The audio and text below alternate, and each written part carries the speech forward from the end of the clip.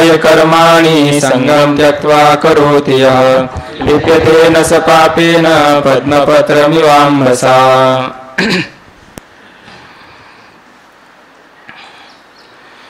ब्रह्मण्याधाय कर्माणि संगं त्यक्त्वा करोति यः लिप्यते न स पापेन पद्मपत्रमिवाम्भसा। ब्रह्मणि आधाय कर्माणि संगं त्यक्त्वा करोति यः लिप्यते न सह पापेन पद्मपत्रम इव अम्भसा।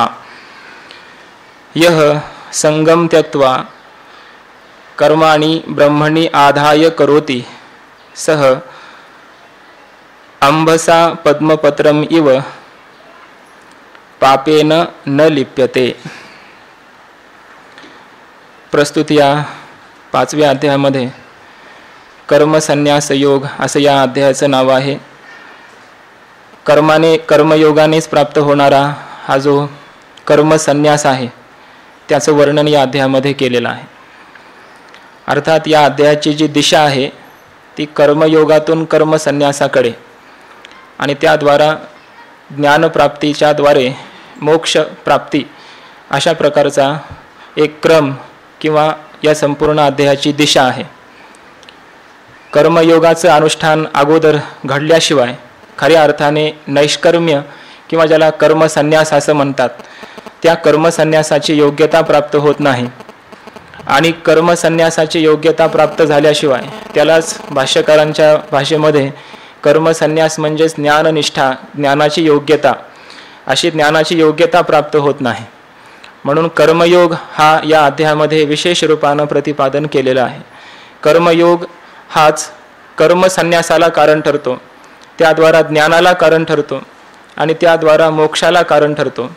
अशी कर्मयोगाने प्राप्त होणारी नैष्कर्म्य स्थिती हेच या संपूर्ण अध्यायाचं प्रतिपादन आहे। म्हणून या अध्यायाला कर्मसन्यास अशा प्रकारचं नाव आहे, म्हणजे कर्मानेच प्राप्त होणारा हा संन्यास असं या अध्यायाचं चिंतन आहे। त्यामध्ये हा जो कर्मयोगी पुरुष आहे जर अधिकारी कर्मयोगाचा असूनही जर कर्मसन्यास करेल, कर्माचा संन्यास घेईल, तर त्याला तो संन्यास खऱ्या अर्थाने प्राप्त होणं शक्य नाही। तो संन्यास फक्त वरवरचा असेल। म्हणून या कर्मयोगाने युक्त होऊनच खऱ्या अर्थाने तो कर्मसन्यासाचा ज्ञानाचा अधिकारी होऊ शकतो। म्हणून कर्मयोगाचं वर्णन या अध्यायामध्ये केलेलं आहे। काल आपण पाहिलं की या कर्मयोगाने युक्त झालेला जो पुरुष आहे, साधक आहे, तो क्रमाक्रमाने कसा नैष्कर्म्य स्थितीला प्राप्त होतो त्याचं एकाच श्लोकामध्ये भगवंताने वर्णन केलेलं आहे। योगयुक्तः विशुद्धात्मा विजितात्मा जितेंद्रियः सर्वभूतात्मभूतात्मा कुर्वन्नपि न लिप्यते। योगयुक्तः या कर्मयोगाने युक्त झालेला, अर्थात सगळी कर्म ही होत असताना सुद्धा या कर्माचं कर्तृत्व न घेता, फलाची आसक्ती अंतकरणामध्ये न ठेवता, ईश्वरार्पण बुद्धीने किंवा ब्रह्मार्पण बुद्धीने कर्म करणारा याला म्हणायचं कर्मयोगी पुरुष। असा हा कर्मयोगी पुरुष, त्याला काय होतं, सुरुवातीला फल प्राप्त होतं विशुद्ध आत्मा, त्याचं अंतकरण शुद्ध होतं। अंतकरणाची शुद्धी झाल्यानंतर विजित आत्मा, त्याने त्याच्या संपूर्ण देहावर सुद्धा त्याला विजय प्राप्त होतो। त्याचा देह सुद्धा चुकूनही निषिद्ध कर्माकडे जात नाही, अशा प्रकारे तो देहावर सुद्धा विजय मिळवतो। जितेंद्रिय हा संपूर्ण इंद्रियांवर विजय मिळवतो।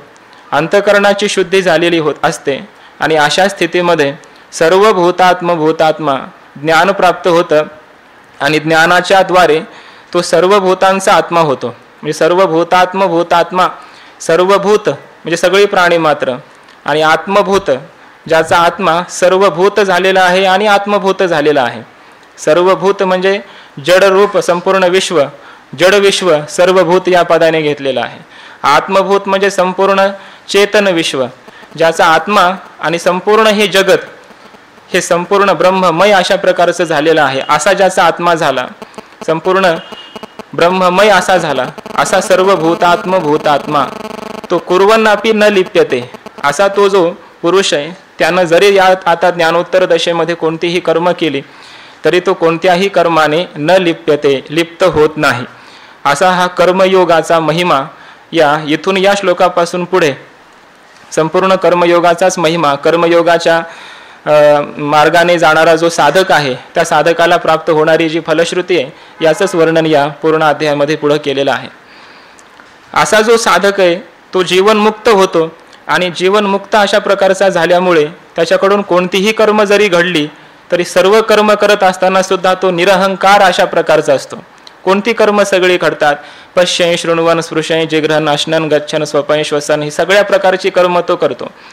प्रलपन विसृजन गृह्णन उन्मिशन निमिषन अपि अगदी श्वासोच्छ्वासापर्यंत पापण्यांच्या उघडझापीपर्यंत सगळ्या प्रकारची कर्म अगदी अज्ञानी पुरुषाप्रमाणे त्याच्याकडून घडतात.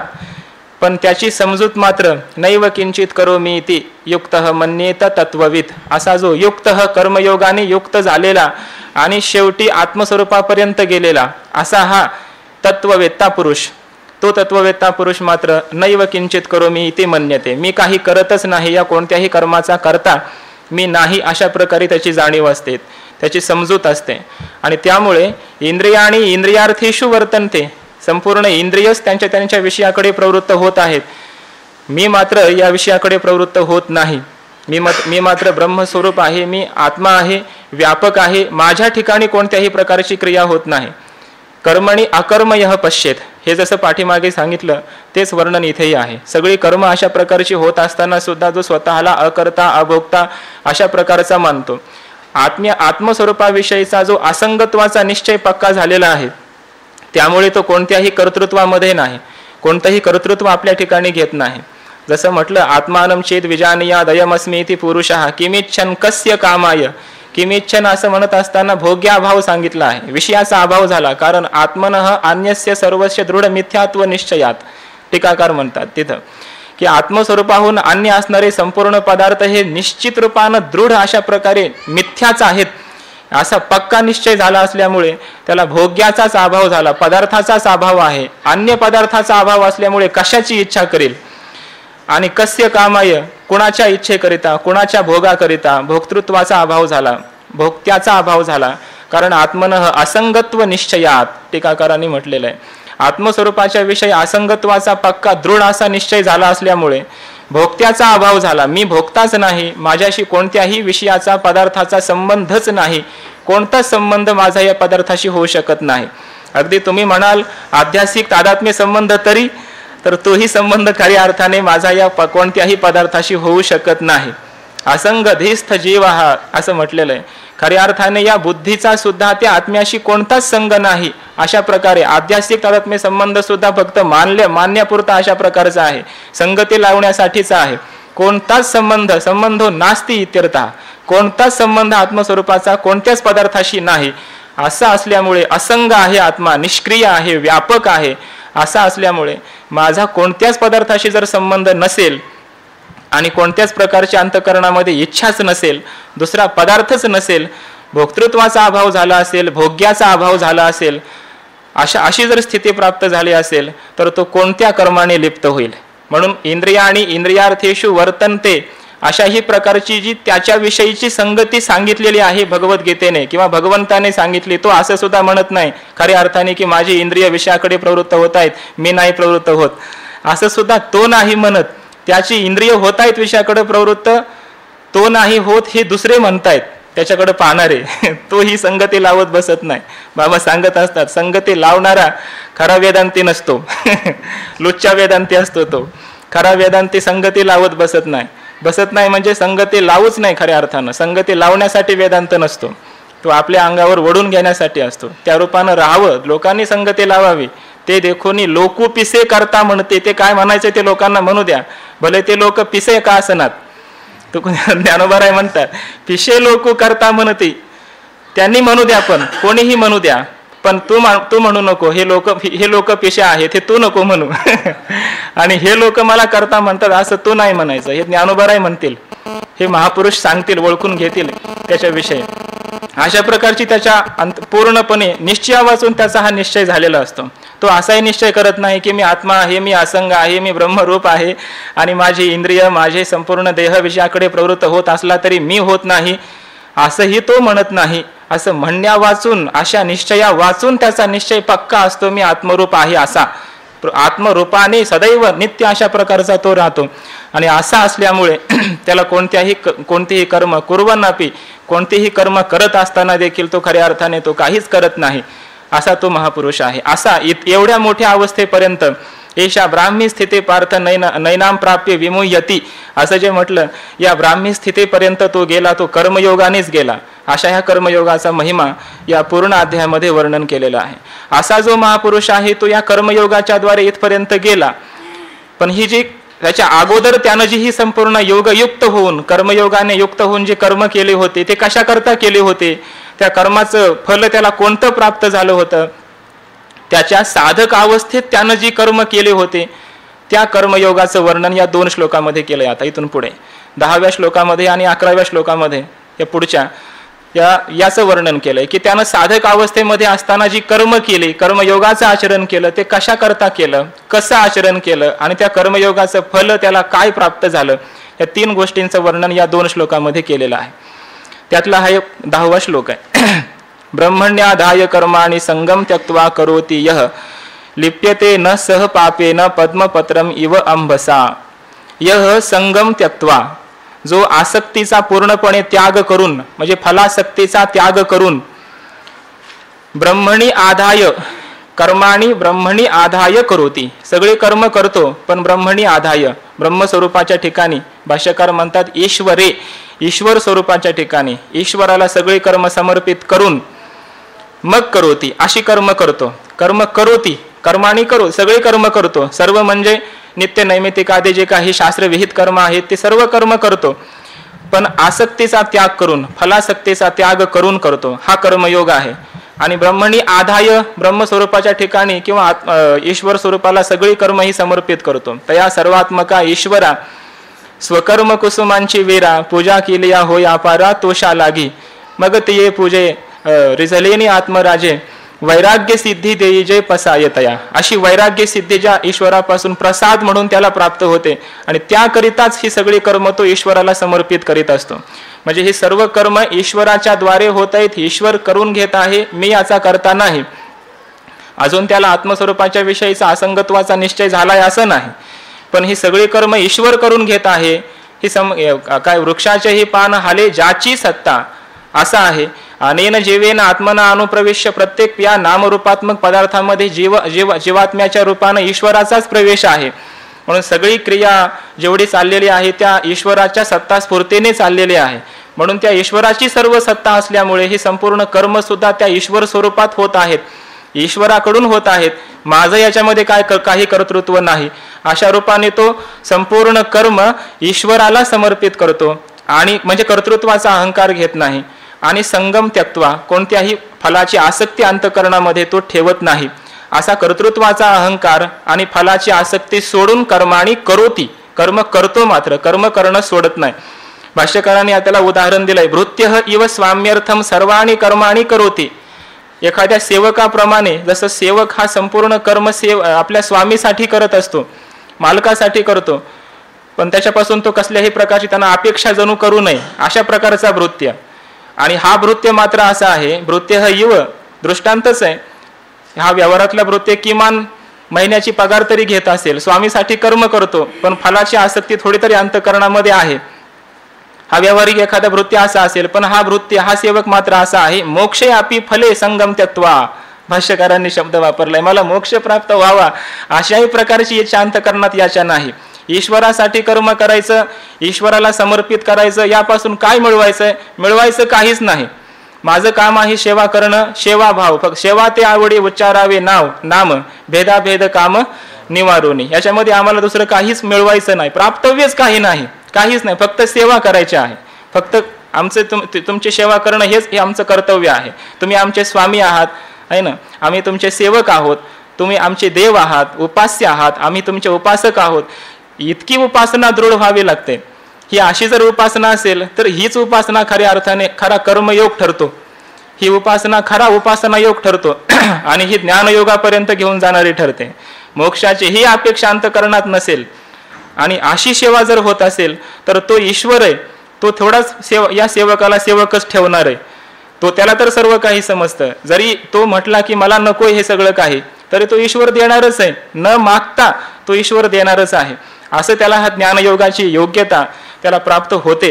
ते अगोदर मात्र ही कर्म करत असताना तो अशी कर्म करतो, ब्रह्मणी आदाय ईश्वराला समर्पित करून आणि संगम त्यक्त्वा फलाची आसक्ती सोडून कर्माणी करोती सेवकाप्रमाणे कर्म करत राहतो.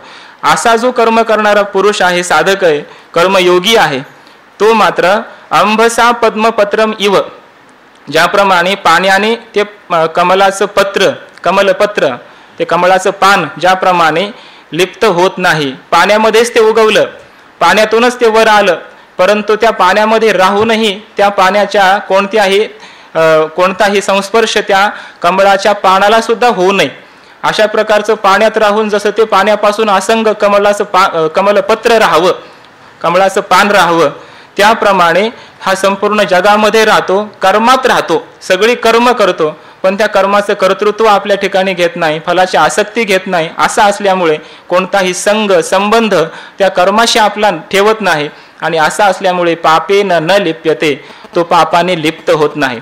आता खरा विचार केला तर ईश्वराला समर्पित कर्म करतो, फलासक्ती सोडून कर्म करतो, आणि या कर्माच्या द्वारे तो पापाने लिप्त होत नाही असं म्हटलंय. याचा अर्थ काय? ही कर्म तो ईश्वराला समर्पित करतो, फलाची आसक्ती सोडून करतो, कर्मयोगी आहे, मग याला पुण्याने लिप्त होत नाही असं म्हणायला पाहिजे होतं. पाप व्हायचं कारणच नाही ना. ईश्वर समर्पित बुद्धीने कर्म करणारा जर पुरुष असेल तर तो निषिद्ध कर्म करील काय? फलासक्ती सोडून कर्म करणारा असेल तर तो निषिद्ध कर्म करील काय? असा नाही आहे हा. तरी पण पापेन न लिप्यते असं म्हटलंय. याचा अर्थ पुण्याला सुद्धा पापच म्हटलंय इथं. पुण्यात्मक अशा पापाच्या द्वारे धर्मरूपी जे धर्म घडला, जे पुण्य निर्माण झालं, जे स्वर्ग ब्रह्मलोकाला कारण ठरणारं जे अदृष्ट आहे, अशा अदृष्टाने सुद्धा तो लिप्त होत नाही.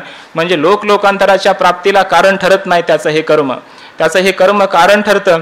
ते संगम त्यक्त्वा आत्मशुद्ध ये, अंतकरणाच्या शुद्धीला कारण ठरतं, असं पुढच्या श्लोकामध्ये ते म्हणणार आहेत. म्हणून अंतकरणाची शुद्धी, जी ज्ञानाची योग्यता प्राप्त करून देणारे आहे, अशा फलाला ते कर्म कारण ठरतं. ते कर्म पापाने लिप्त होत नाही. त्या कर्मातून पुण्यात्मक अशा प्रकारच्या कोणत्याही पापाची निर्मिती होत नाही, त्याचा संग या साधकाला होत नाही, असं या श्लोकामध्ये भगवंताने त्या कर्मयोगी पुरुषाचं कर्मयोग आचरण करत असताना जे त्याचा जो निश्चय असतो किंवा त्या कर्माचं स्वरूप जे असतं कर्मयोगाचं, ते सांगितलेलं आहे. यावर ज्ञानोबराय भाष्य करतायत. आता अधिष्ठान संगती अशेषाही इंद्रिय वृत्ती आपुला आलिया अर्थी वर्तत आहाती. आता अधिष्ठान संगती, आता यानंतर म्हणजे पाठीमागे सांगितलं 2 श्लोकामध्ये कर्मयोगाच्या द्वारे त्याला प्राप्त होणारी जी ब्राह्मी स्थिती आहे त्याचं वर्णन पाठीमागच्या 2 श्लोकामध्ये केलं होतं. अगोदर तो भ्रांतिरूपी शय्येवर झोपला होता, स्वप्नातल्या सुखदुःखाला तो प्राप्त झाला होता, पण नंतर मात्र ज्ञानोदयी चेईला, ज्ञानाच्या जागृतीमध्ये आला, आणि म्हणून करता नव्हे काही प्रतीती बळे, कोणत्याही तो आपल्या अनुभूतीच्या बळाने तो करता होत नाही, कर्तृत्व आपल्या ठिकाणी घेत नाही, अशा प्रकारचं वर्णन पाठीमागे झालेलं आहे. आता त्याचं जे पूर्वीचं कर्म करणं होतं ते कसं होतं, हे असं होतं, हे श्लोकामध्ये सांगितलं. ज्ञानोबराय आता यावर कसं बोलतात बघा. आता अधिष्ठान संगती अशेषाही इंद्रिय वृत्ती आपुला आलिया अर्थी वर्तत आहाती. अधिष्ठानाच्या सानिध्यामध्ये, अधिष्ठान म्हणजे ब्रह्म, आत्मचैतन्य, अधिष्ठान चैतन्य, त्या अधिष्ठानाच्या सानिध्यामध्ये अशेषाही इंद्रिय वृत्ती, संपूर्ण इंद्रियांच्या वृत्ती आपुला आलिया अर्थी वर्तत आहाती, आपापल्या विषयांकडे वर्तन करत आहेत. म्हणजे संपूर्ण इंद्रिय आपापल्या विषयांकडे शास्त्रविहित मार्गाने जात आहेत, आपापल्या विषयांचा भोग ही संपूर्ण इंद्रिय घेत आहेत. हे सर्व घडतं कुठे? अधिष्ठान संगती, अधिष्ठान चैतन्यावर सगळं हे घडतं. अधिष्ठानाचा सानिध्य आहे, कारण अधिष्ठानाशिवाय, आत्मचैतन्याशिवाय हे संपूर्ण जड असणारी इंद्रिय आपापल्या विषयाकडे जाऊ शकत नाहीत. म्हणून अधिष्ठानाच्या साक्षीने किंवा अधिष्ठानावर, चेतन अशा अधिष्ठानावर संपूर्ण त्याचे हे अशा प्रकारचे इंद्रिय आपापल्या विषयाकडे वर्तन करत आहेत.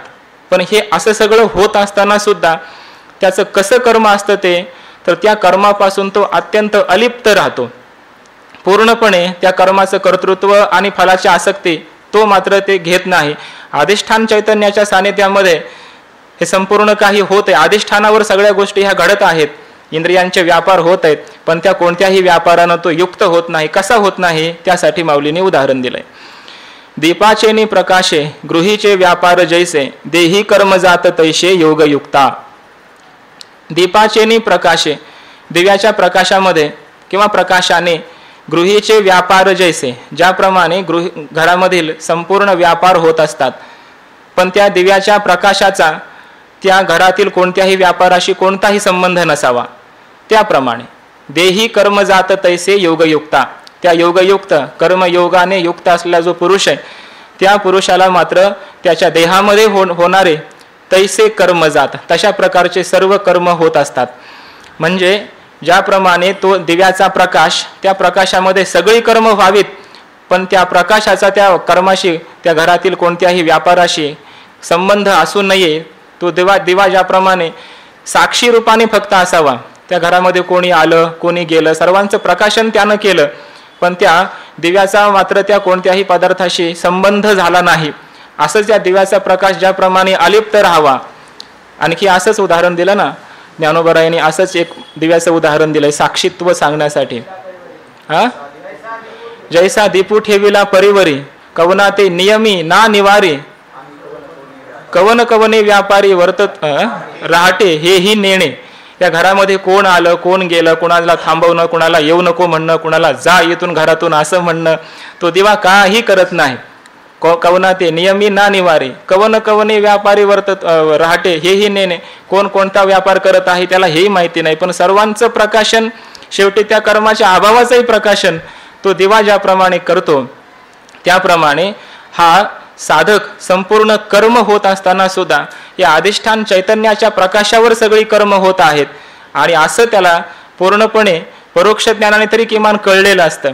आणि परोक्ष ज्ञान त्याला असं पूर्ण झालं असल्यामुळे अधिष्ठान चैतन्याच्या या प्रकाशनामध्ये हे सर्व कर्म होत आहेत. आणि त्यामुळे तो ते अधिष्ठान चैतन्य असंग निर्विकारच राहावं, ते कोणत्याही कर्माने लिप्त होत नाही, असं त्याला ज्ञान झालं असल्यामुळे परोक्ष ज्ञान आहे हे, असं परोक्ष ज्ञान त्याला झालं असल्यामुळे त्याही कर्माने तो कधीही लिप्त होत नाही.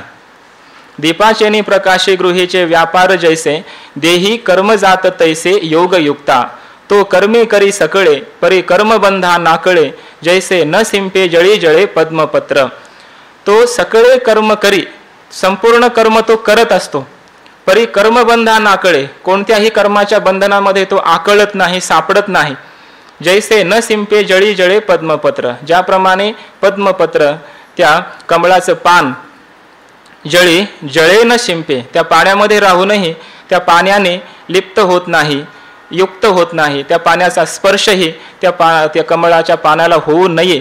त्याप्रमाणे सगळी कर्म होत असताना सुद्धा कर्मात राहूनही त्या कोणत्याही कर्माने हा साधक मात्र त्या कर्माच्या बंधनाला प्राप्त होत नाही, कर्मबंधनाने तो युक्त होत नाही. कारण सगळी कर्म ही ब्रह्मणी आधाय, म्हणजे अधिष्ठान स्वरूपाच्या ठिकाणी ही सगळी कर्म अध्यस्त रूपाने होत आहेत. त्या कर्मांचा व्यापार हा संपूर्ण अधिष्ठानाच्या प्रकाशामध्ये होत आहे. असं असल्यामुळे आणि त्या अधिष्ठानाचं ज्ञान याला झालेलंच आहे. कर्मयोगी जरी असला तरी सुद्धा याला परोक्ष ज्ञान का होईना झालेलंच आहे. असं त्याला समजूनच पूर्णपणे हा कर्मयोगामध्ये प्रवृत्त झालेला आहे. कारण ज्याला अर्पण करायचं ब्रह्मणी आधाय, स्वरूपाला हे कर्म समर्पित करून हा जर कर्म करत असेल तर ब्रह्मज्ञान झालंच नाही ह्याला काही ना काही. परोक्ष ज्ञान तरी किमान मानावंच लागेल, अन्यथा मग ब्रह्माला अर्पण करून ब्रह्मार्पण कर्म करतो असं कसं म्हणता येईल. ज्याला अर्पण करायचंय त्याचं ज्ञान त्याला झालेलंच आहे, म्हणून परोक्ष ज्ञान आहे हे. अशा ज्याचं परोक्ष ज्ञान झालेलं आहे अशा ब्रह्माला सगळी कर्म अर्पण करतो किंवा ईश्वराला अर्पण करतो. आणि म्हणून तो मात्र कोणत्याही कर्माने युक्त अशा प्रकारचा बंधनाला प्राप्त होत नाही. मग तरी सुद्धा ही कर्म का करतो किंवा ती कशी करतो, ही सगळी कर्म का करतो, म्हणजे कशा करता करतो आणि तो कशी कर्म करत असतो याचं वर्णन या पुढच्या श्लोकामध्ये केलेलं आहे. कायेन मनसा बुद्ध्या केवलैरिंद्रियैरपि योगिनः कर्म कुर्वन्ति संगम त्यक्त्वा आत्मशुद्धये. कायेन मनसा बुद्ध्या केवलैरिंद्रियैरपि योगिनः कर्म कुर्वन्ति संगम त्यक्त्वा आत्मशुद्धये. कायेन मनसा बुद्ध्या केवलैरिंद्रियैरपि योगिनः कर्म कुर्वन्ति संगम त्यक्त्वा आत्मशुद्धये. कायेन मनसा बुद्ध्या केवलैः इंद्रियैः अपि योगिनः कर्म कुर्वन्ति संगम त्यक्त्वा आत्मशुद्धये.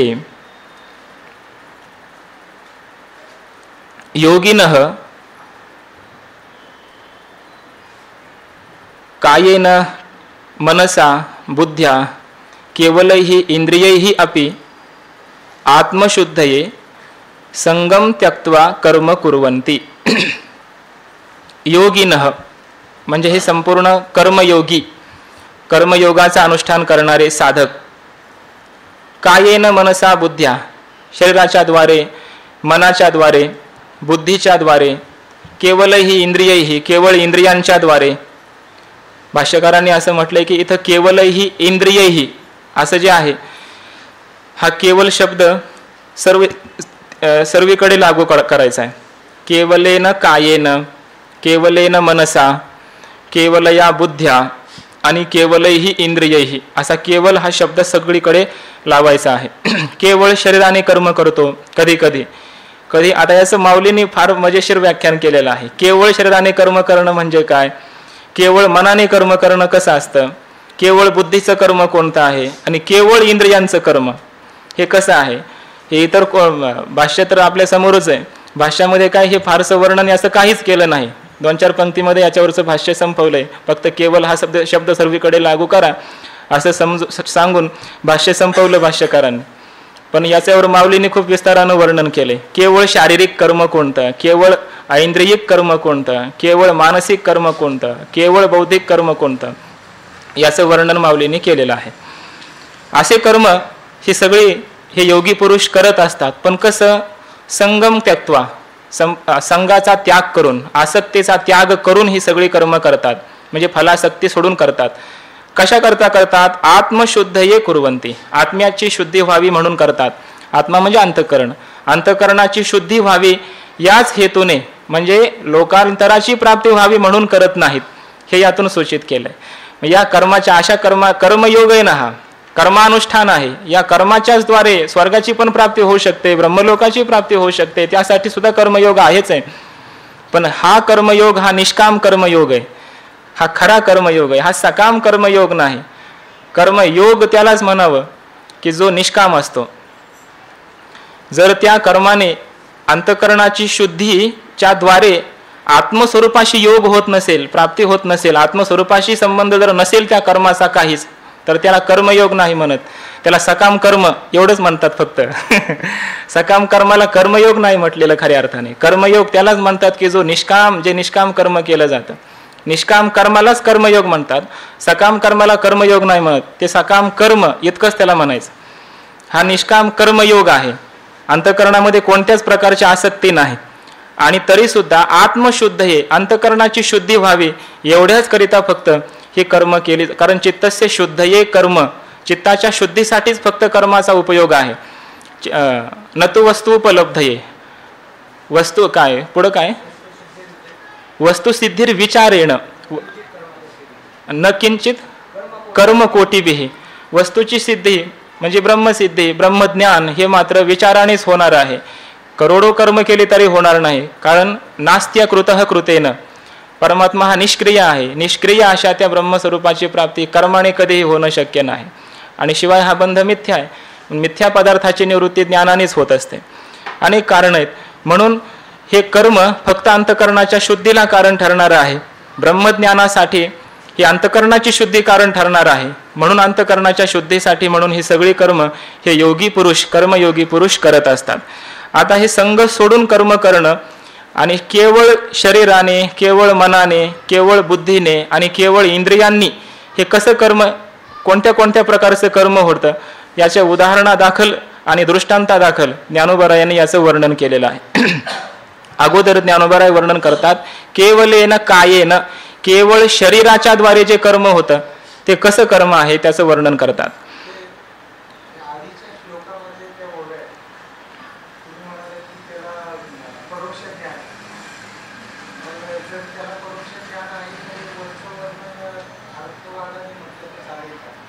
कोणतं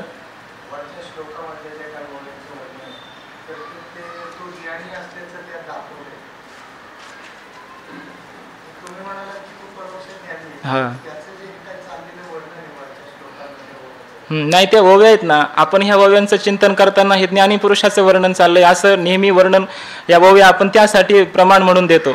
पण इथं प्रकरणाच्या संगतीमध्ये किंवा श्लोकाच्या अर्थानुसार पाहिलं तर हे त्या परोक्ष ज्ञानाचं वर्णन आहे.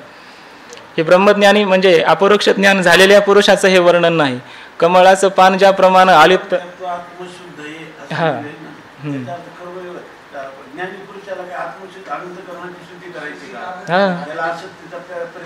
करायचं ना झालेलं आहे.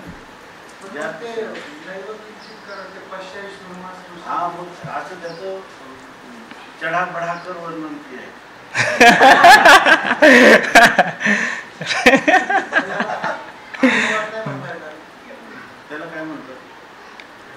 असं एखाद्याचं अधिक वर्णन केलेलं असतं त्याला काय म्हणतात?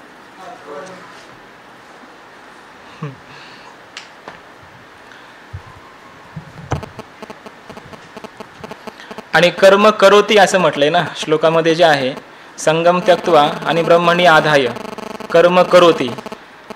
कर्म तर करतो, ब्रह्माला अर्पण करतो आणि संग सोडून कर्म करतो. हे ज्ञानीपुरुषाचं वर्णन असू शकत नाही. असं ज्ञानीपुरुषाचं असं वर्णन असू शकत नाही की तो कर्म करतो आणि मग ब्रह्माला अर्पण करतो, कर्म करतो आणि मग फलाची आसक्ती ठेवत नाही. का आसक्ती तो काय ठेवणार?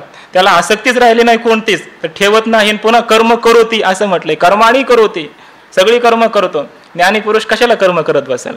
त्याच्या कर्म घडतात त्याच्याकडून, पण नैव किंचित करोमी ते त्याचा असा बोध असतो. म्हणून हे ज्ञानीपुरुषाचं वर्णन नाही आहे. पूर्ण ओव्या जरी तेवढ्या थोडं वरचढ वर्णन केलं आहे तरी ते साधकाचंच वर्णन आहे. साधना करत असताना सुद्धा त्याला त्या फलाचा बंध होत नाही, आसक्ती त्याच्या अंतःकरणात नाही. आणि कर्तृत्वाच्या आसक्तीने किंवा फलाच्या आसक्तीने रहित ते कर्म केल्यामुळे त्या कर्माचा बंध त्याला प्राप्त होत नाही. एवढंच त्याच्यातून वर्णन करायचं आहे, सांगायचं आहे. देखै बुद्धीची भाष्य नेणीजे मनाचा अंकुर नुदैजे ऐसा व्यापारू तो बोलीजे शारीरुगा. आता या श्लोकामध्ये एवढं वर्णन केलंय असं वाटतं हे ज्ञानीपुरुषाचं वर्णन आहे. पण इथंही सुद्धा हे साधकाचंच पूर्ण वर्णन आहे, कर्मयोग्याचं वर्णन आहे. देखै पहा, बुद्धीची भाष्य नेणीजे, बुद्धीची भाषा सुद्धा जाणत नाही. मनाचा अंकुर नुदैजे, मनाचे संकल्प विकल्पात्मक अंकुर उत्पन्न होऊ देत नाही. ऐसा व्यापारू तो बोलीजे शारीरुगा, असा व्यापार तर होत आहे, कर्म तर होत आहे. अशा व्यापाराला, कर्माला केवलेन कायेन, केवळ शरीराने होणारा व्यापार असं म्हणतात. आता हे कसं शक्य आहे? पहिल्यांदा असं म्हटलंय बघा, बुद्धीची भाष्य नेणीजे, बुद्धीची भाषा जाणत नाही. बुद्धीची काय भाषा आहे? निश्चय करणं ही बुद्धीची भाषा आहे. भाषा म्हणजे लक्षण असा अर्थ करा. भाष्यते लक्ष्यते अनया असा भाषा लक्षण आहे, म्हणजे बुद्धीचं लक्षणच आहे निश्चय करणं. म्हणजे हा कर्म तर करतो, पण त्याच्या बुद्धीपर्यंत ते कर्माचं कर्तृत्व गेलेलं नसतं. त्याच्या बुद्धीमध्ये कर्माचा फारसा निश्चय नसतो. काहीतरी निश्चय करणं, त्या सांख्य कारिकेमध्ये असं वर्णन केलंय की अगोदर कोणत्याही पदार्थाविषयी आलोचन होत असतं. इथे काहीतरी आहे, काहीतरी केलं पाहिजे असं अगोदर मनामध्ये एक आलोचन होतं, एक विचार येतो. नंतर मग त्या कर्माच्या विषयीचा बुद्धी काहीतरी निश्चय करते, त्या बुद्धीमध्ये तो विषय जातो. नंतर ती बुद्धी मनाकडे जाते, संकल्प विकल्प त्या मनाच्याद्वारे काहीतरी विचार होतो. नंतर ते मन इंद्रियाकडे आदेश देतं आणि इंद्रिय पुन्हा कर्मामध्ये प्रवृत्त होतात. असं तो पूर्ण कर्माचा प्रकार सांगितलेला आहे. आणि कधी कधी असं होतं की अगोदर इंद्रियांनी पदार्थ पाहिलेला आहे, ते इंद्रिय ती बुद्धीपर्यंत घेऊन जातात, बुद्धी मनापर्यंत देते, पुन्हा मन इंद्रियांना आदेश करतं आणि इंद्रिय ज्या अगोदर ज्यांना थोडंसं ज्ञान झालेलं आहे त्याचंच पुन्हा प्राप्ती करण्यासाठी इंद्रिय पुन्हा प्रवृत्त होतात. कारण अगोदर पाहिल्याशिवाय बुद्धीपर्यंत जाईल कसं? पण इंद्रियांचं काम अगोदरही आहे आणि शेवटी आहे. सुरुवातीला बुद्धीपर्यंत ते कर्म घेऊन जाणं आणि पुन्हा त्या कर्माच्या प्राप्तीसाठी प्रयत्न करणं, हे इंद्रियांचं दोन्ही प्रकारचं काम आहे. असं होतं, हे जाणून केलेलं कर्म असतं.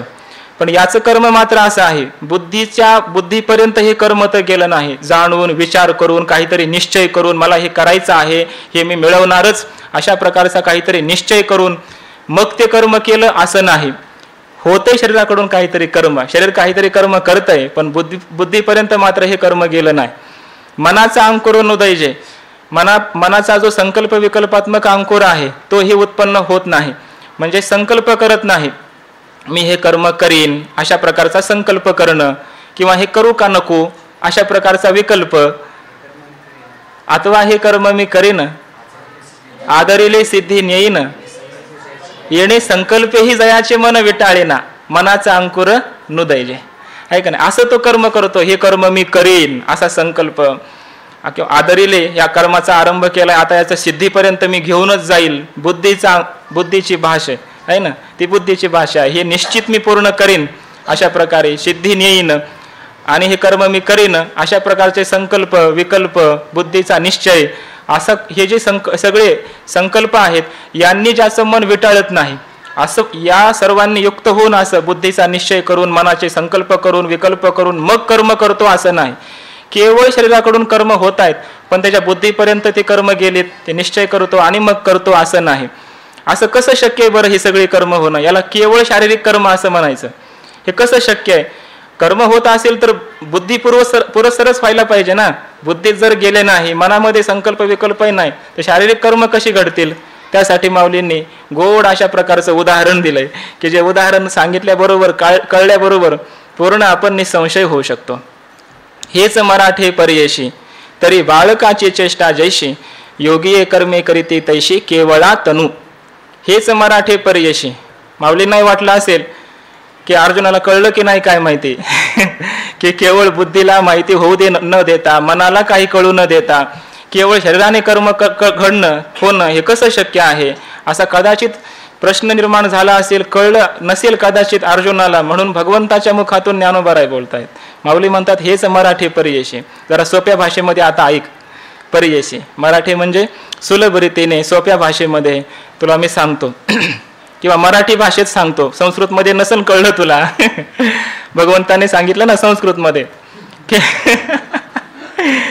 कायेन केवलेन कायेन, केवळ शरीराने कर्म करणं. बरं भाष्यकारांकडे घ्यावं आश्रय तर भाष्यकारांनी काही याच्यावर भाष्यच केलं नाही, म्हणून तुला नसन कळलं. तर आता मराठी पर्यशी, मराठीत आम्ही करतोय व्याख्यान, आता ऐक चांगलं, आता कळेन तुला हेच मराठी पर्यशी.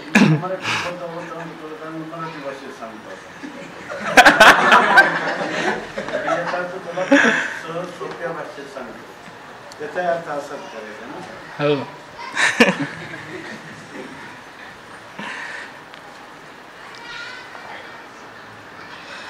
हेच मराठी पर्यशी. हे आता तो सोप्या भाषेमध्ये चांगलं ऐक. तरी बाळकाची चेष्टा जैशी, ज्याप्रमाणे लहान मुलाचे कर्ण असावं, काही क्रिया असाव्यात, चेष्टा असावी. ते लहान मुलं कर्म करत असतं, काही ना काही ते करतं, पण ते काय असं काही बुद्धीचा निश्चय करतं का? आता मी इथं जाईन, हे करीन, ते करीन, काही संकल्प विकल्प, त्या मनाचा निश्चय त्याचा काय असतो का? मनाचे संकल्प विकल्प त्याला काही माहिती नाही. त्या अग्नीमध्ये हात घातल्यास पोळतं त्याला माहिती आहे का? त्याला जर तेवढी बुद्धी असते, बुद्धीचा निश्चय असता तर हात घातलाच नसता त्याने विस्तवामध्ये. त्याला काही कळत नाही, माहिती नाही नसतं, पण क्रिया मात्र होत राहते. जशी लहान मुलांच्या क्रिया व्हाव्यात तशी क्रिया हा कर्मयोगी करतो. ज्ञानी पुरुषाचं नाही इथे सुद्धा वर्णन. बालवत अशा प्रकारचं कर्म करतो, पण असा हा साधक कर्म करतो. शरीराकडून कर्म होत राहतं. हे कर्म करणारा मी आहे असा माझा निश्चय आहे. बुद्धीच्या निश्चयापर्यंत मनाच्या संकल्प विकल्पाच्या द्वारे असं तो कर्म करतच नाही, फक्त कर्म होत राहतं शरीराच्या द्वारे. योगीये कर्म करीती तैशी केवळा तनु. केवळ शरीराने अशा प्रकारचे हे योगी पुरुष कर्म करत असतात. मग पांच भौतिक संचले जेव्हा शरीर असे निदेले तेथ मनची राहटे एकले स्वप्नी जेवी.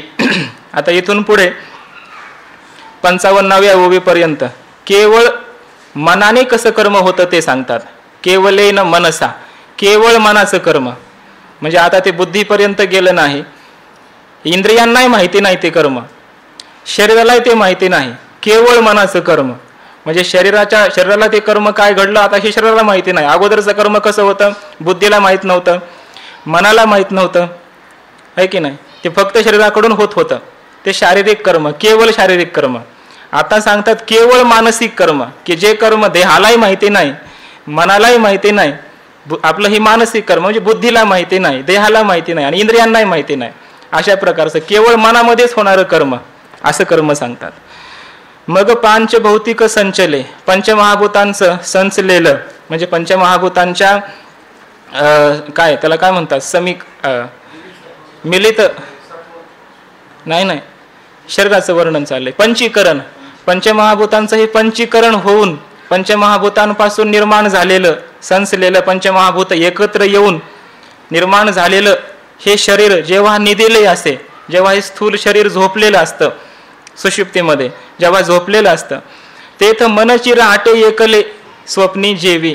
ज्याप्रमाणे स्वप्नामध्ये हे एकटं मनच राहटत असतं, क्रिया करत असतं. सूक्ष्म देहामध्ये असणारं हे जे मन आहे ते मनच फक्त त्या स्वप्नामध्ये सगळं काही पाहत असतं. त्या मानसिक अशा सूक्ष्म क्रिया स्वप्नामध्ये होत असतात. त्या स्थूल देहाला मात्र कोणत्याही प्रकारचं कर्म माहिती नसतं. स्थूल देह तर सुषुप्तीमध्ये आहे, झोपलेला आहे, त्याला काही पत्ताच नाही स्वप्नामध्ये काय चाललंय काय नाही. पण इथं हे मन उपहित चैतन्य, प्रश्नोपनिषदामध्ये हा प्रश्न विचारलेला आहे. खरं तर म्हणजे याचाही म्हणजे खूप प्रश्न इथं उत्पन्न होण्यासारखे आहेत की मनची राहटे एकले म्हणजे स्वप्न, तिथं मन, स्वप्नामध्ये मन असतं का हे?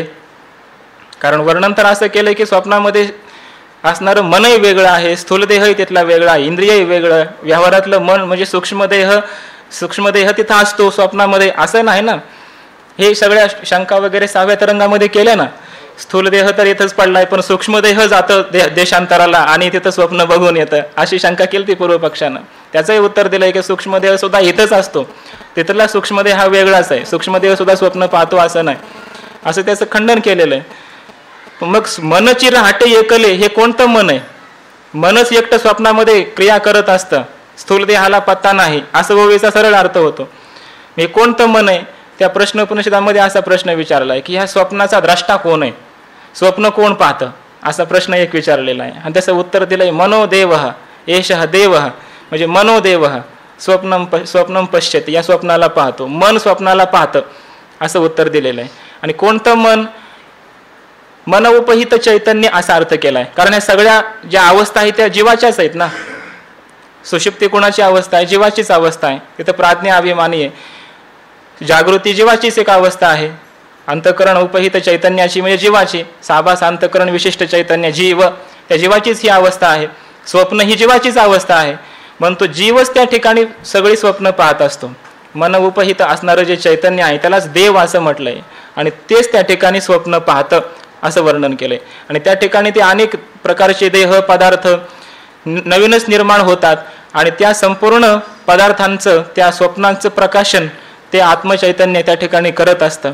आणि तो मनोदेव जो आहे तो मन, ते जे मन आहे ते संपूर्ण स्वप्नांना पाहतच असतं. ते मनच सगळे पदार्थ बनतं आहे ना. मन म्हणा किंवा अविद्या म्हणा, स्वप्नाचं परिणामी उपादान कारण कोण सांगितलेलं आहे? अविद्या हे स्वप्नाचं परिणामी उपादान कारण आहे आणि कूटस्थ चैतन्य हे स्वप्नाचं विवर्त उपादान कारण आहे. म्हणून कूटस्थ चैतन्यावर विवर्त स्वप्न आहे आणि त्या अविद्येचा परिणाम आहे स्वप्न. म्हणजे अविद्येचा म्हणा नाही तर मनाचा म्हणा, कारण मन ही अविद्याच आहे, मनालाच अविद्या म्हटलेलं आहे. म्हणून मनाचा परिणाम आहे सगळं. कोण झालेलं आहे तिथं स्वप्नामध्ये? मनच सगळं झालेलं आहे. म्हणजे मनची राहटे एकले, त्या अधिष्ठान स्वरूपावर आध्यस्थ असणारं ते मन, ते एकटं मनच सगळं स्वप्नामध्ये सर्व पदार्थांच्या रूपानं झालेलं असतं. आणि म्हणून ते एकटं मनच स्वप्नामध्ये राहतं, संपूर्ण क्रिया करतं आणि सुखदुःखाला भोगत असतं. पण स्थूल देह मात्र त्या ठिकाणी सुषुप्तीमध्ये शांत पडलेला असतो, त्यामुळे त्याला मात्र याचा काही जाणीव नसते. तेथ मनची राहटे एकले स्वप्नी जेवी, नवल ऐके धनुर्धरा, कैसा वासनेचा संसारा, देहा होऊ नेदे उजगरा, परी सुख दुःखे भोगी. हे धनुर्धरा नवल ऐके, माऊली म्हणतात अर्जुनाला किंवा भगवंत म्हणतात, हे धनुर्धरा अर्जुना एक आश्चर्यच आहे, ऐक, नवल आहे, ऐक. कैसा वासनेचा संसारा, आश्चर्यवाचक आहे, इथं उद्गारवाचक चिन्ह पाहिजे. कैसा वासनेचा संसारा, काय या वासनेचा पसारा आहे. का? कारण देहा होऊ नेदी उजगरा, देहाला तर जाग होऊ देत नाही, जाणीव सुद्धा होऊ देत नाही, कळू देत नाही देहाला, स्थूल देहाला. परी सुख दुःखे भोगी, सुखदुःखाला मात्र तो भोगत असतो. कुठं? स्वप्नामध्ये. स्थूल देह पडलेला आहे, त्याला माहिती नाही काहीच, एकटं मनच त्या ठिकाणी क्रिया करत आहे. पण तरी सुद्धा ह्या वासनेचा पसारा किती आहे. ह्या स्वप्नामध्ये सुद्धा ती वासना गेली आणि त्या वासनेमुळं स्वप्नामध्ये सुद्धा हा सुखदुःख भोगायला लागला. उपनिषदामध्ये असं वर्णन केलेलं आहे की आपल्या जागृतीमध्ये होणाऱ्या ज्या सूक्ष्म वासना असतात किंवा सूक्ष्म अशा प्रकारचे आपले विचार, ते स्वप्नामध्ये त्याचं फल आपल्याला प्राप्त होत असतं. आणि जे स्थूल अशा प्रकारचे कर्म घडतात, स्पष्ट अशा प्रकारचे इंद्रियांचे कर्म घडले तर त्या कर्माचं फल जागृतीमध्ये भोगावं लागतं. आणि जे मानसिक असे सूक्ष्म काहीतरी कर्म घडले, उदाहरणार्थ समजा मनाने मी तुमच्याविषयी काहीतरी वाईट चिंतन केलं, वाईट अशा प्रकारच्या भावना मी तुमच्याविषयी केल्या, हे दुष्कर्मच आहे ना. दुसऱ्याविषयी वाईट भाव असणं, काहीतरी द्वेष असणं, मत्सर असणं, हे वाईटच अंतःकरणाचे विकार आहेत, भाव आहेत. पण कृती मात्र काही घडली नाही, तेवढं सामर्थ्यच नसतं. म्हणून त्यामुळे प्रत्यक्ष काय त्यानं कोणाचं काही केलं नाही, कृतीत आलं नाही ते काही, पण मनामध्ये असाच जळतो. मनामध्ये त्याच्या फार विकार आलेले असतात. असं जे कर्म मानसिक घडलेलं आहे याचं फल स्वप्नात भोगावं लागतं त्याला. याचंही फल कर्म भोग दिल्याशिवाय संपत नाही. म्हणून उपनिषदामध्ये असं म्हटलेलं आहे, जन्मांतर कर्मयोगात सएव जीव स्वपिती प्रबुद्ध. स्वप्नात जातो, आणि स्वपिती म्हणजे स्वप्नात जातो, आणि प्रबुद्ध म्हणजे पुन्हा जागा होतो. जाग होणं आणि स्वप्नात जाणं हे कर्माचं फल आहे असं सांगितलंय. सुषुप्ती सुद्धा कर्माचं फल आहे. जेव्हा दिवसाचं सगळं कर्म संपलं तेव्हा तो सुषुप्तीमध्ये जातो. कर्म फलभोगाला उदय झाला, दिवसाचं कर्म फल द्यायला सन्मुख झालं की तो जागा होतो, आणि जागा झाल्याच्या नंतर त्या जागृतीमध्ये स्थूल अशा प्रकारच्या स्पष्ट कृतीमध्ये आले जे कर्म आहे त्या कर्माचं फल जागृतीत भोगावं लागतं. आणि जागृतीमध्ये जे सूक्ष्म अशी कर्म घडलेली असतात, स्पष्ट अशा कृती तर घडली नाही, त्या कर्माचं सुद्धा फल ते कर्म दिल्याशिवाय राहत नाही, ते स्वप्नात देतं. म्हणून तो पुन्हा स्वप्नात जातो, आणि तशा प्रकारचे स्वप्न पडतात, आणि त्या स्वप्नात त्याला पुन्हा सुखदुःखे भोगी. ह्याच्यामध्ये बृहदारण्यकमध्ये स्वप्नाचं वर्णन केलंय की स्वप्नामध्ये हा पुन्हा जातो, पुन्हा सुषुप्तीमध्ये जातो. अशा तिन्ही अवस्थेमध्ये त्याच्या बद्ध अवस्थेचं वर्णन केलेलं आहे. नंतर हाच जेव्हा श्री गुरूंच्या द्वारे मुक्त होतो, तिथं जे 2 प्रकारची सृष्टी सांगितली ना, जीवाची सृष्टी आणि ईश्वराची सृष्टी. ईक्षणादी प्रवेशांता सृष्टी ऋषेन कल्पिता, जागृदादी विमोक्षांत संसारो जीव कल्पित. जागृत अवस्थेपासून तर मोक्षापर्यंत ह्या संपूर्ण जागृती, स्वप्न, सुषुप्ती तिन्ही अवस्थेत भटकणं हे बद्ध अवस्था त्याची. तर मोक्ष अवस्था हा सगळा संसारच आहे. बंध मोक्ष, मोक्ष पण संसारामध्ये आला, हा जीवाचा संसार आहे. इथं सगळ्या संसारामध्ये हा जो जीव भटकत असतो, आणि त्याचं वर्णन करणारी ही श्रुती आहे. त्याची बद्ध अवस्था सांगितल्या, त्या 3 अवस्था. 3 अवस्थेमध्ये भटकणारं, 3 अवस्थांच्या पलीकडं त्याची अवस्था नाही. आणि शब्दादी 5 विषयामध्येच 5 विषयाच्या पलीकडचं जे आनंद आहे, जे सुख आहे, ज्याला माहिती नाही, अशा चैतन्याला जीव चैतन्य म्हटलेलं आहे, ज्याला बद्ध चैतन्य म्हटलेलं आहे. बद्ध बांधलेलं, स्वतः भ्रमाने युक्त असणारं ते चैतन्य, ह्या इथपर्यंत असलेलं. आणि या पंचविषयाच्या अतीत असणाऱ्या सुखाची ज्याला अभिव्यक्ती झालेली आहे, आणि तिन्ही अवस्थांच्या अतीत गेलेला आहे, ते जीवनमुक्त चैतन्य आहे. ते जीवनमुक्त अशा प्रकारचा तो पुरुष आहे. त्याला पंचविषयाचं सुख नाही, आणि 3 अवस्था नाही, त्याला अवस्था अतीत आहे आणि विषयातीत अशा प्रकारचा तो आहे. पण या शब्दांमध्येच, शब्दादी विषयामध्ये आणि अवस्थांमध्ये राहणारं अशा प्रकारचं बद्ध झालेलं हे चैतन्य. पण सूक्ष्म अशा कर्माचं फल स्वप्नात भोगावं लागतं, आणि स्थूल कर्माचं फल जागृतीत त्याला भोगावं लागतं. आणि दोन्ही प्रकारचे कर्म जेव्हा संपलं तेव्हा सुषुप्तीत जातो. म्हणजे सगळे कर्म, हे कर्माचीच सगळी ही फलं आहेत, त्याला भोगावे लागतात. हे कर्म प्रत्येक अवस्थेत त्याला फल दिल्याशिवाय सुटत नाही. असं कर्माने हे बांधलेलं आहे. कैसा वासनेचा संसारा, हा वासना आहे सगळी, म्हणजे सगळ्या सूक्ष्म वासना, स्पष्ट अशा प्रकारच्या वासना ज्या अंतःकरणामध्ये निर्माण होतात, त्या वासनेचं फल त्याला स्वप्नामध्ये किंवा जागृतीमध्ये त्याला भोगावंच लागतं. स्वप्नामध्ये सुद्धा तो हा सुखदुःखाला भोगतो. ह्या वासनेचा किती मोठा प्रताप आहे, किती मोठा पसारा आहे. देहा होऊ निधी उज करा, देहाला मात्र जाग होऊ देत नाही. परी सुखदुःखे भोगी, सुखदुःखाला हा जीव भोगतच असतो. हे त्या संसार वासनेचं त्याच्या पसारा, हे वासनेमुळे सगळं हे होतं. इंद्रियांच्या गावी नेणिजे, ऐसा व्यापारू जो निपजे, तो केवळ उगा म्हणिजे मानसाचा. आताची ही स्थूल देह, स्थूल इंद्रिय संपूर्ण इथंच पडलेली असतात. असे जे व्यापार होतात, इंद्रियांच्या गावी नेणिजे, इंद्रियांच्या गावाला ह्याच्या कर्म काय आहे हे माहिती नाही. ऐसा व्यापारू जो निपजे, असा जो व्यापार उत्पन्न होतो तो केवळ मानसाचा म्हणिजे. केवळ माणसाचा म्हणजे मनाचा, एखाद्या माणसाचा असं नाही, म्हणजे माणसाचा म्हणजे मनाचा, केवळ मनाचा अशा प्रकारचा हा व्यापार आहे असं मानलं पाहिजे, असं म्हटलं जातं.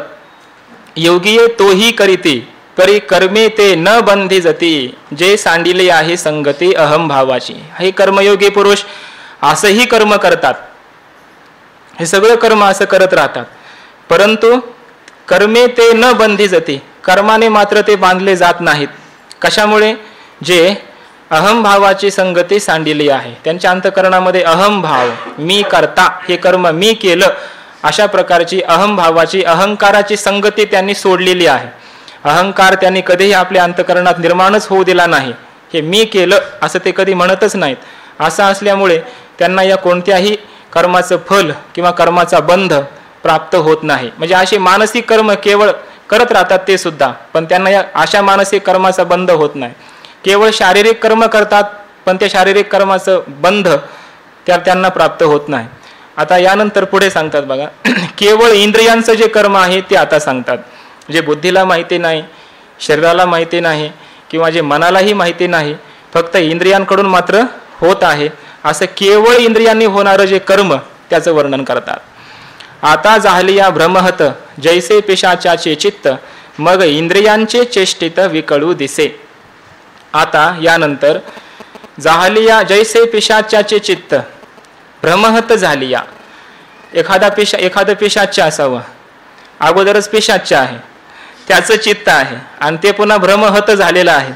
म्हणजे भ्रमाला, त्याच्या चित्ताला पुन्हा भ्रम पडलेला आहे, विपरीत ज्ञान काहीतरी झालेलं आहे. आणि असं पिशाच्य मग काय करेल, कुठं जाईल, काय बोलल, बडबड करेल, काही सांगता येत नाही. त्याचं नावच पिशाच्य आहे. पिशाच्य म्हणजे जे वेड असतं, काय करतं काय बोलतं काही ज्याला कळत नाही, त्याला पिशाच्य म्हणतात. असं जे पिशाच्य नावाचं भूत आहे, त्याचं चित्त भ्रमाला प्राप्त झालेलं आहे. मग त्याचं चित्त काय करेल, काय बोलेल, कुठे जाईल, कोणतं रूप धारण करेल, काही सांगता येत नाही. पूर्ण अस्ताव्यस्त अशा प्रकारचं त्याचं संपूर्ण क्रियाकरण असतं. त्याप्रमाणे मग इंद्रियांचे चेष्टित विकळू दिसे. त्याप्रमाणे या कर्मयोगी पुरुषाचे जे इंद्रियांचे चेष्टित आहेत, इंद्रियांचे व्यापार आहेत, ते विकळू दिसे, अस्ताव्यस्त, अव्यवस्थित अशा प्रकारे दिसतात. इंद्रिय काहीतरी करतायत, पण ते मनालाही माहिती नाही आणि बुद्धीलाही माहिती नाही. इंद्रियांच्या ठिकाणी कर्म मात्र होत आहे. कसं होत आहे? त्याचे सगळे व्यापार अस्ताव्यस्त, अव्यवस्थित होत आहेत, इंद्रियांकडून व्यवस्थित होत नाहीत. कसे व्यवस्थित होत नाहीत त्याचंच वर्णन पुढे केलंय. स्वरूप तरी देखे आळविले ऐके, शब्द बोले मुखे परी ज्ञान नाही. स्वरूप तरी देखे, एखाद्या पदार्थाला तो पाहतो, पदार्थाचं काय स्वरूप आहे, रूप आहे, त्या पदार्थाला तो पाहतो. आळविले ऐके, त्याला जर कोणी हाक मारली तर काय हाक मारली हे तो ऐकत असतो, ऐके कानांनी ऐकतो. शब्द बोले मुखे, शब्दाने काहीतरी काहीतरी बोलतो. शब्द बोले मुखे, मुखाने काहीतरी शब्दाचं उच्चारण करतो. परी ज्ञान नाही, त्याला ज्ञान नाही. हे ज्ञान नाही तिन्हीकडे लावायचं. स्वरूप तरी देखे परी ज्ञान नाही, काहीतरी पाहतोय तो, पण त्याला कळत नाही तो काय पाहतोय ते, असं पाहतो. आळविले ऐके, काहीतरी त्याला हाक मारली, काय हाक मारली, कोणी हाक मारली, तो काहीतरी ऐकतो, असं त्याच्या कानापर्यंत ती गेलं, असं काहीतरी करतो. थोडी जाणीव होते, पण काय हाक मारली हे मात्र त्याला कळत नाही. परिज्ञान नाही, तिकडे तो लक्षच देत नाही. शब्द बोले मुखे, मुखाने काहीतरी बोलतो, शब्दाचं उच्चारण तर होतंय, बडबड तर काहीतरी करतोय, परिज्ञान नाही, काय बोलतो हे त्यालाही कळत नाही. अशा प्रकारचं त्याचं इंद्रियांचे व्यापार अस्ताव्यस्त अशा प्रकारचे. म्हणून तर उदाहरण दिलंय पेशाच्याचं. एखादं पेशाच्या ज्याप्रमाणे असावं, काय बोलतंय काय करतंय हे त्यालाही कळत नाही, तसं याचं एखाद्या पेशाच्यासारखं त्याचे इंद्रियांचे चेष्टित व्यापार असतात, हे त्यालाही कळत नाही. इंद्रिय सगळी कर्म करतायत, काहीतरी होतंय, पण ते मनःपूर्वक जाणीवपूर्वक हे मी करत आहे अशी अहंकाराची थोडी सुद्धा जाणीव त्या ठिकाणी नसते. सहज कर्म होतात. जसं ज्ञानी पुरुषाची कर्म व्हावीत तशी याच्याकडून सहज कर्म होतात, एकदम सहज. पण त्याला हे त्याचं ज्ञान, विशेष ज्ञान मात्र त्याला हे नसतं. हे असो काजे विन जे जे काही करणे, ते केवळ कर्म जाण इंद्रियांचे. हे इंद्रियांचं केवळ कर्म आहे. हे असो, पुष्कळ काय सांगावं, काजे विन म्हणजे निष्कारण, कोणत्याही फलाशिवाय, निष्कारण जे जे काही करणे, त्याच्या इंद्रियांचं जे काही करणं आहे, क्रिया होणं आहे, काही कर्मा म्हणजे काही कारणाशिवाय, काही ते कोणत्याही फलाच्या शिवाय, जाणीवेशिवाय सहज जे काही इंद्रियांचं करणं आहे, ते केवळ इंद्रियांचे कर्म जाण. ते केवळ इंद्रियांचं कर्म आहे असं तू जाण. मग सर्वत्र जे जाणते ते बुद्धीचे कर्म निरुते, ओळख अर्जुना ते म्हणे श्रीहरी. आता शेवटी केवळ बुद्धीचं कर्म सांगतात. केवळ बुद्धीचं कर्म काय? जाणणं, पदार्थाचं ज्ञान करून घेणं, हे बुद्धीचं काम आहे. मग सर्वत्र जे जाणते, जे सर्वत्र जाणते ते निरुते बुद्धीचे कर्म. सर्व ठिकाणी जे जाणतं आहे, जाणणारं कर्म आहे, हे जाणतं कर्म, जाणण्याचं जे कर्मक्रिया घडते, ही जाणण्याची क्रिया हे बुद्धीचं कर्म आहे असं श्रीहरी अर्जुना ते म्हणे. असं भगवान श्रीकृष्ण अर्जुनाला म्हणतात, ओळख, हे बुद्धीचं कर्म आहे असं तू जाणून घे, ओळखून घे. सर्व ठिकाणी जाणण्याची क्रिया हे बुद्धीचं कर्म आहे. ते बुद्धी दुरे करुनी कर्म करीती चित्त देऊनी परिते नैष्कर्म्यापासून मुक्त दिसती. ते बुद्धी दुरे करुनी कर्म करीती, बुद्धीला समोर करून पुढे करून म्हणजे बुद्धीपासून कर्म करतात. बुद्धी धुरे करुनी कर्म करीती, चित्त देऊनी कर्म करीती, चित्त देऊन बुद्धीला समोर करून कर्म करतात. परिते नैष्कर्म्यापासून मुक्त दिसती, परंतु ते एखाद्या नैष्कर्म्य स्थितीला प्राप्त झालेल्या पुरुषापेक्षाही मुक्त दिसतात. त्यांचं हे जे वर्तन आहे एखाद्या नैष्कर्म्य अवस्थेला प्राप्त झालेल्या ज्ञानी पुरुषापेक्षाही हे जणू काही मुक्त असावे, त्याच्याही पेक्षा नैष्कर्म्य अवस्थेला जणू काही प्राप्त झालेत अशी त्यांची ही अवस्था असते. म्हणजे याचा अर्थ हे नैष्कर्म्य अवस्थेला नाही प्राप्त झाले अजून, पण तरी सुद्धा जणू काही त्या ज्ञानयोग्यापेक्षा सुद्धा हे उच्च अशा ब्रह्मस्थितीला जणू काही प्राप्त झालेले आहेत असं त्यांचं ते कर्म करणं असतं. जे बुद्धीची ठावूनी देही तया अहंकाराची सेची नाही म्हणून कर्म करिता पाही चोखाळले. जे कारण बुद्धीची ठावूनी देही म्हणजे बुद्धीपासून तर देही देहापर्यंत तया अहंकाराची सेची नाही. बौद्धिक कर्म होत असताना, मानसिक कर्म होत असताना, इंद्रियांचे कर्म होत असताना, शारीरिक कर्म होत असताना कोणत्याही कर्मामध्ये त्याच्या ठिकाणी अहंकाराची आठवण सुद्धा नाही.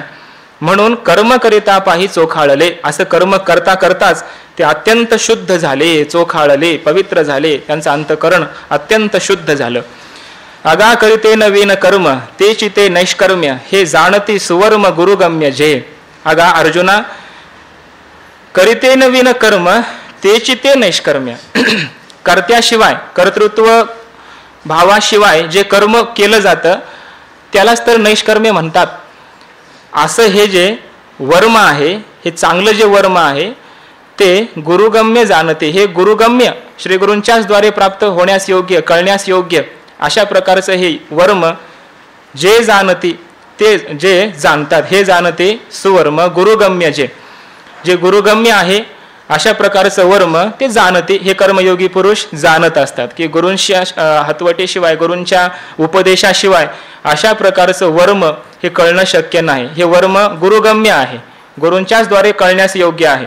म्हणून ज्यांना गुरूंच्या द्वारे असं वर्म कळलेलं आहे असा हा कर्मयोगी पुरुष आहे. म्हणजे हा कर्मयोग जरी करत असला तरी हा गुरूंच्या उपदेशानेच करतोय. ही एक महत्त्वाची गोष्ट या ठिकाणी आहे. नाहीतर अगोदर गुरूंची अजून प्राप्ती झाली नाही आणि कर्म करत आहे असंही हे कर्म नाही. कारण जरी याला परोक्ष ज्ञान तर झालेलंच आहे ना, हे तर आपण पहिल्यापासून पाहतोय. आणि परोक्ष ज्ञानशिवाय गुरूंच्या शिवाय होत नसतं. शाब्दम देशिक पूर्वकम असं म्हटलेलं आहे. श्री गुरुपूर्वकच परोक्ष ज्ञान सुद्धा होतं, झालं पाहिजे, आणि अपरोक्ष ज्ञान सुद्धा श्री गुरुपूर्वकच झालं पाहिजे. म्हणून त्याला श्री गुरूंच्या द्वारे हे परोक्ष ज्ञानही झालेलं आहे आणि गुरूंनी त्याचा अधिकार पाहून कर्मयोगाचा उपदेश केलेला आहे आणि हा कर्मयोगामध्ये रममाण झालेला आहे. आणि गुरूंनी सांगितलेल्या उपदेशाच्या सारखं उपदेशाप्रमाणे ब्रह्मार्पण बुद्धीने फलाची आसक्ती सोडून ह्या ज्या काही हतवटी सांगितल्या गुरूंनी, त्या गुरूंच्या उपदेशाप्रमाणे हा कर्म करत आहे. अगा करिते नवीन कर्म, कर्तृत्वाशिवाय जे कर्म होतं तेच ते नैष्कर्म्य, त्यालाच नैष्कर्म्य निष्कर्मता असं म्हटलं जातं. हे जे सुवर्म आहे हे जाणते सुवर्म गुरुगम्य जे. हे सुवर्म जे आहे, जे गुरुगम्य आहे याला ते जाणत असतात किंवा जे गुरूंच्या द्वारे ज्यांना ज्ञान झालेलं आहे अशा प्रकारचे हे पुरुष तेच या सुवर्माला जाणतात. अगा शांतरसाचे भरिते सांडित आहे पात्राते जे बोलणे बोला परवते बोलवले. आता इथं ज्ञानोबराय बोलतात, आता शांतरसाचे भरिते, शांतरसाचा हा जो पूर आलेला आहे, सांडित आहे पात्राते, हा पात्राला जे पात्र असतं त्या पात्रालाही हा सोडत आहे, म्हणजे ओसंडून वाहत आहे हा पूर. शांत रसाचा पूर आलेला आहे. चौथ्या अध्यायाच्या शेवटी म्हटलं होतं की हा शांत रसाचं विशेष रूपाने प्रतिपादन आम्ही पुढच्या अध्यायामध्ये करू असं माऊलींनी प्रतिज्ञाच पूर्वी केली होती. ते इथं सांगतात पहा. आता हे इतकं शांत रसामध्ये वर्णन चाललंय इतकं शांतरसात चाललंय की जणू काही झोप लागली श्रोत्यांना. इथपर्यंत ते शांतरस अगदी सुषुप्ती अवस्थेत सुद्धा घेऊन जायला लागला. इतक्या शांतरसाचं अवतरण झालेलं आहे. आणि हा शांतरस सांडेत आहे पात्राते, पूर ओसंडून वाहतोय शांतरसाचा. असा हा शांतरस निर्माण झालेला आहे की तो आम्ही काय ऐकत काय आळविले ऐके परी परी ज्ञान नाही, असं आहे का. या नैष्कर्म्य स्थितीला प्राप्त झाले सगळे.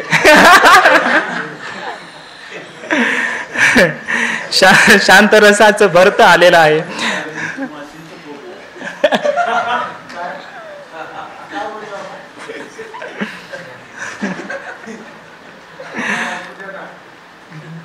तरी आम्ही माशीच पोटो. तुम्ही जर म्हणत असाल की तुम्हाला शांतरसाचं इतकं भरत आले की तुम्ही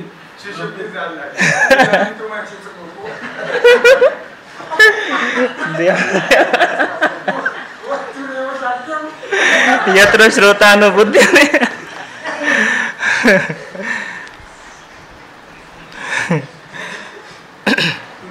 काय करणार.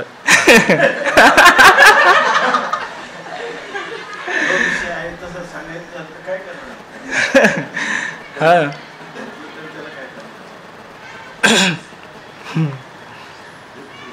तुम्हाला उत्तर द्यायचं किंवा हे आमच्या वक्तव्याचा परिणाम नाही, जास्त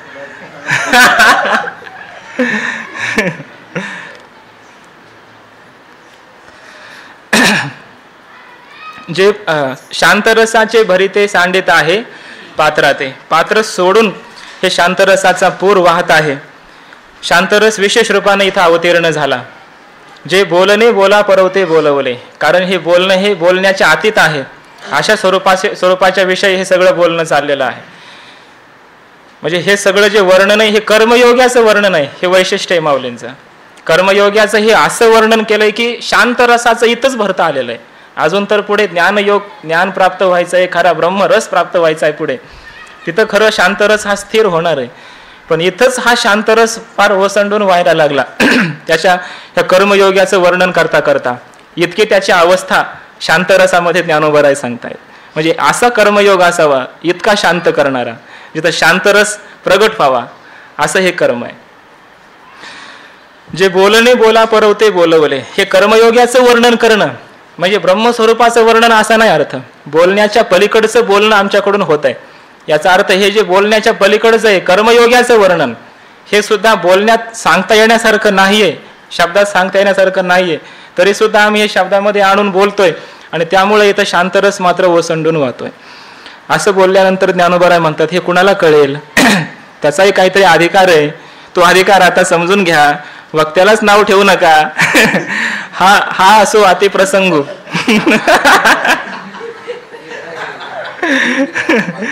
हा बघा माऊली माझ्याकडून आहेत. येत इंद्रियांचा पांगू जया फिटला आहे चांगू, तयासीच आथे लागू परिसावया. येत इंद्रियांचा पांगू जया फिटला आहे चांगू, ज्याला चांगल्या प्रकाराने इंद्रियांचा पांग ज्याचा फिटलेला आहे, म्हणजे इंद्रियांची पराधीनता ज्याची गेलेली आहे, गरज अपेक्षा असा अर्थ केलाय. पांग म्हणजे इंद्रियांची गरज त्याला आता राहिली नाही असा अर्थ करा. किंवा इंद्रियांच्या अधीन जो झाला नाही, इंद्रियांच्या मध्ये तो राहिला नाही, पूर्णपणे इंद्रियांच्या अधीन तो गेलाच नाही, म्हणजे इंद्रियांना संपूर्ण इंद्रियांना ज्याने आपल्या स्वाधीन ठेवलेला आहे, अशा प्रकारचा जो आहे इंद्रियांचा पांगू जया फिटला आहे चांगला सुटलेला आहे.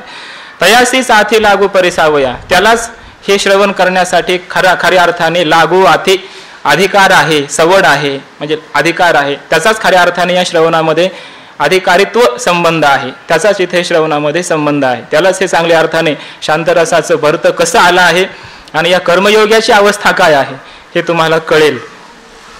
आता श्रोते बोलतात, हे असो अतिप्रसंगू न संडेपा कथा लागू, होईल श्लोक संगती भंगू म्हणून या. आता तुमच्या बाजूने बोलतात बघा. ज्ञानोबराय, हे असो अतिप्रसंगू. श्रोते म्हणतात माऊलींना हा अतिशय आता असू द्या. अतिप्रसंगू म्हणजे काय म्हणतात त्याला, विषयांतर. ह्या विषयामध्ये आता तुम्ही अतिप्रसंग करू नका, विषयांतर करू नका, दुसरा विषय आता मध्ये हा काहीतरी आणू नका.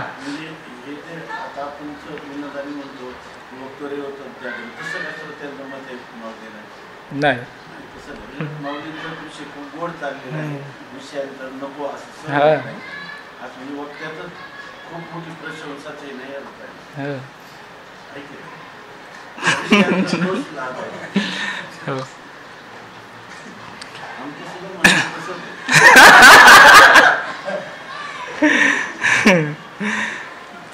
माऊलींनी सांगितल्यावर कळलं.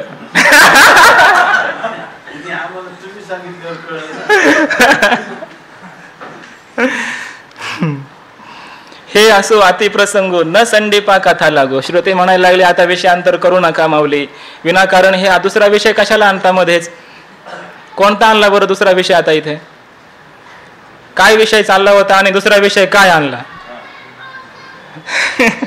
सांगा आता श्रोत्यांनो. इतके श्रोते सुद्धा सावध असले पाहिजे. शांतरसाचं भरत चाललं होतं. हा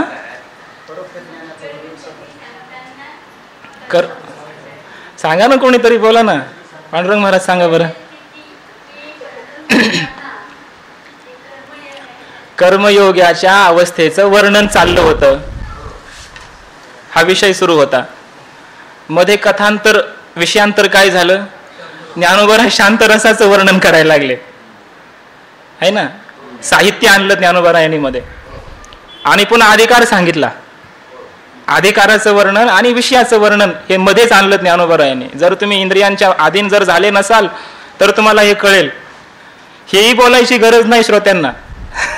हे श्रोते बोलतायत की माऊली हे तुम्हाला सांगायची गरज नाही. श्रोते इतके एकाग्र आहेत की तुम्ही अधिकार सांगायची आवश्यकताच नाही, घडून गेली ह्या विषयामध्ये, चिंतनामध्ये. आणि तुम्ही ह्या शांतरसाचं वर्णन करू नका हे आम्हाला सांगण्याची गरज नाही. आम्ही इतके शांत होऊन ते ऐकत आहोत की तुम्ही साहित्यामध्ये हा शांतरस प्रगट केलाय हे तुम्ही सांगायची आम्हाला आवश्यकताच नाही. आणि साहित्याचं विनाकारण हे वर्णन तुम्ही आता करू नका. त्या कर्मयोगाची जी अवस्था आहे ती अवस्थाच आम्हाला तुम्ही सांगा. ते मूळ जे विषय आहे तो विषयच तुम्ही आम्हाला सांगा. त्या विषयामध्ये अंतर करू नका, दुसऱ्या विषयामध्ये तुम्ही आणू नका. साहित्याचं वर्णन करणं, शांतरसाचंही तुम्ही हे विशेष जे वर्णन करताय, शांतरस आता विशेष प्रगट झाला, बोलण्याच्या पलीकडचं आम्ही बोललो त्यामुळे हेही तुम्ही आता बोलू नका. आणि अधिकाराचंही वर्णन करत बसू नका, कारण हे वर्णन असं आहे. असंही करू नका, गुरुगम्य आहे असंही करू नका.